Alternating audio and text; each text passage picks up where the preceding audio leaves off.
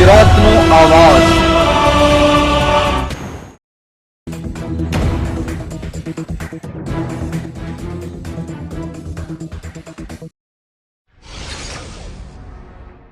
સુરત શહેર કોંગ્રેસ સમિતિ દ્વારા સુરત શહેરના પુરવઠા વિભાગ દ્વારા થતી રાશન કાર્ડ ઈ કેવાયસીની ધીમી કામગીરી અંગે રજૂઆત કરવામાં આવી। રાંદેર વોર્ડ નંબર 9 કોંગ્રેસના પ્રમુખ સુહેલ શેખ, સ્થાનિક આગેવાનો અને સુરત શહેર મહિલા ઉપપ્રમુખ શાયરાબેન શેખ તથા સ્થાનિક મહિલા આગેવાન મમતાબેન દ્વારા મામલતદારને ઈ કેવાયસીની કામગીરી અંગે રજૂઆત કરી હતી, જેમાં સિનિયર સિટીઝન માટે અલગથી ઈ કેવાયસીની બારી શરૂ કરવા તથા 2 દિવસની જગ્યાએ વધારાના દિવસોમાં કામગીરી કરવા રજૂઆત કરવામાં આવી, જેને માન્ય રાખી તાત્કાલિક ધોરણે સિનિયર સિટીઝન માટે અલગથી બારી શરૂ કરવામાં આવી હતી। મારું નામ શેખ મોહમ્મદ સોહેલ છે, રાંદેર વોર્ડ નંબર 9 નો કોંગ્રેસનો પ્રમુખ છું। આજરોજ શું રજૂઆત કરવા માટે આવ્યા? આજરોજ પુરવઠા વિભાગમાં અમે લોકો ધરણા પ્રદર્શનના કારણે આવેલા હતા, કારણ કે લોકોને જે કેવાયસી કરવા માટે જે તકલીફનો સામનો કરી રહેવો પડે છે એના માટે લોકો અહીંયા ત્રાહિમામ પોકાર્યું છે, સિસ્ટમ ચાલતી નથી। તો અમે મામલતદાર ઓફિસને આજે જઈને રજૂઆત કરી છે કે આ જે સિનિયર સિટીઝન લોકો છે એ લોકોના માટે અલગથી એક બારી શરૂ કરવામાં આવે અને કેવાયસીની કામગીરી લોકોને કેવી રીતના કરવાની છે એના માટે પણ જાગૃત કરવામાં આવે, જેથી કરીને લોકો જે લાઇનમાં ઊભા છે એ લાઈન ઓછી થાય અને લોકોનું કામ સરળતાથી થઈ શકે। ઓફિસની અંદર તમે જઈને મુલાકાત કરી, તમને કેવું પ્રતિસાદ મળ્યો? બારૈયા સાહેબ સાથે અમે લોકો વાત કરી તો એ લોકોએ ખરેખર આપણને સપોર્ટ કર્યો છે અને કીધું કે તમે પણ કે તમારા જે કાર્યકર્તા હોય તે અહીંયા લાવીને એ લોકોને પણ કે સાથે બેસાડીને કામગીરી કરો। સરકાર દ્વારા એવી કોઈ 31 તારીખની ડેડલાઇન આપેલી છે તો એની અંદર અમે લોકો પ્રયત્ન કરીએ છીએ કે વધારે પડતા લોકોને થઈ જાય, છતાં એ લોકો બુધ ને ગુરુવાર સિવાય સિનિયર સિટીઝન માટે દરરોજ બારી શરૂ કરવા માટે એ લોકોએ માની ગયા છે અને એમ કીધું છે કે અમે દરરોજ કરવા માટે તૈયાર છે। હાલમાં જે આયુષ્માન વાળા અને જે સ્કોલરશીપ વાળા છે એ લોકો કામગીરી કરી રહ્યા છે। હાલમાં અહીંયા લાગેલી મોટી લાઈનોને તમને શું કહેશો તમે?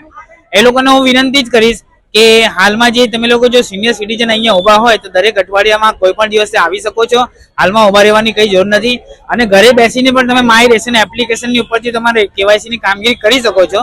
તો યુટ્યુબની ઉપર જઈને તમે માય રેશન એપ્લિકેશન જોઈને તમે ઘરે બેસીને પણ તમારી કેવાયસી કરો, નહીં થાય તો પછી તમે પુરવઠા વિભાગની કચેરી આપો। અને એવી પણ રજૂઆત કરવામાં આવી છે કે રાશન કાર્ડની જે દુકાનો છે એ લોકોને પીડીએસ પોર્ટલ આપવામાં આવે તો એ લોકોના વિસ્તારની અંદર રાશન કાર્ડની દુકાનની ઉપર જ એ લોકોનું કેવાયસી થઈ જાય, જેથી કરીને લોકોને અહીં સુધી આવવું નહીં પડે। તમારું નામ? સાયરા શેખ, મહિલા વાઇસ પ્રેસિડેન્ટ। આજરોજ શું કાર્ય માટે આવ્યા છો? આ કેવાયસી ની જે શરૂઆત થઈ છે તો આ બધી અહીંયા ઓફિસ પર ઘણી બધી પબ્લિક જમા છે અને એ લોકોને ઘણી બધી તકલીફોનો સામનો કરવો પડે છે। માય રાશન જે એપ છે એમાં ઘણા બધાના થતા નથી, એટલે અહીંયા ઘણી બધી લાઈનો લાગી છે। અમે લોકો અહીંયા રજૂઆત કરવા આવ્યા છે કે ભાઈ આ એક વિન્ડો તમે વધારો અને જે સિનિયર સિટીઝન છે એ લોકો માટે કઈ બીજી સિસ્ટમ રાખો। તો એ લોકોએ અમારી વાતને માન્ય રાખીને એ લોકોને કીધું છે કે ભાઈ સિનિયર સિટીઝન વીકમાં કોઈ બી દિવસે આવીને આપણું કામ કરી શકે છે અને કેવાયસી નું જે બી તકલીફ છે એ લોકો અંદર બેસીને દૂર કરી શકે છે, ખાસ સિનિયર સિટીઝન માટે। તમારું નામ ને હાલમાં જે કેવાયસી ની પ્રક્રિયા છે દરરોજ કેટલા કેવાયસી થાય છે? A B Baria, zonal officer Rander zone. રોજના અત્યારે હમણાં મેં 2 દિવસ જ કરતા હતા, પણ હમણાં જે સ્કોલરશીપનું છે વધ્યું છે એના કારણે દિવસો વધાર્યા છે। હવે ગઈકાલે જ અમે લગભગ 500+ જેટલા કેવાયસી કર્યા છે, જે ઘરેથી લોકો કરે છે એ લગભગ કાલે 700 જેવા હતા।